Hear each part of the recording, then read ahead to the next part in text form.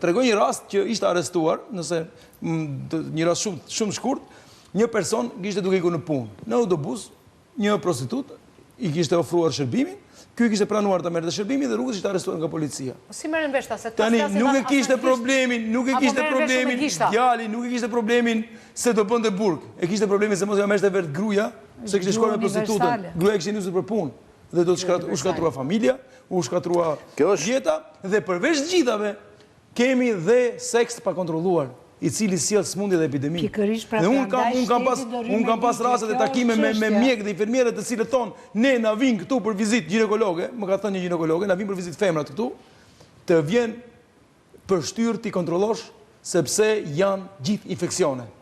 Dhe këto infeksione i marrin nga ato meshkuj, të cilët shkojnë me këto prostitutat e pa kontrolluar që vinë të smura në Republikën e Shqipërisë, dhe ky mashkull i thash e merr sëmundjen tek ajo prostituta dhe e çon në familje. Problemi që sa është shumë më i madh se problemet që themi ne. Dhe që njerëzit tani mundon që s'kemi çfarë shikojnë. Jo, po prandaj është shumë pa ndryrim me ligj se ajo gruaja që vajti në punë do detyrohet të shkojë te ginekologu që të vizitohet për një faj që se ka. Që se ka që ka që burit të këshpira. Atër është problemi i madh. Ky është problemi i madh. Ajo që thot Ylli. Ky është problemi që sjell prostitucioni. Nuk sjell prostitucionin të... Atëre duhet rregulluar. Duhet rregulluar. Nëse legalizohet edhe kontrollohet. Ne kemi... Ore legalizoheni se kontrollohet. Po pse nuk themi një gjë? Ne kemi sot mungesë të ligjit për shëndetin mendor në Republikën e Shqipërisë. Di që s'ka ligj për shëndetin mendor që janë budallën rrugës. Ne s'kemi ligj për shëndetin social. Janë budallën rrugës. Ishin të kontrolluara? Kur ishin bastet e legalizuar? Ishin të kontrolluara? Jo. Atëherë. Po kur u ndaluan bastet? Akoma më të merë. E di pse, sepse ne... Atër, po e ndalove keq, po e lejove keq. Jo, dëgjoj, shiko kush është pra legalizim. Në një qendër të legalizuar, ti detyron punon njerëz sistemi. Jo,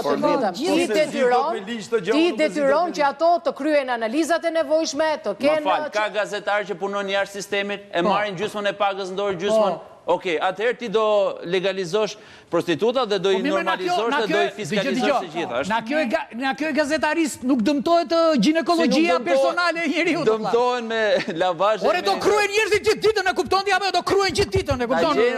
Jemi shoqëri emancipuar. Po s'di tani si ta shpjegoj. Edukim.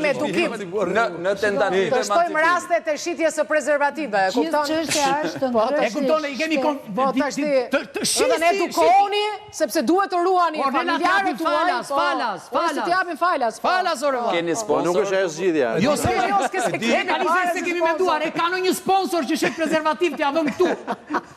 Javëm këtu një kështu. Nuk është ajo zgjidhja.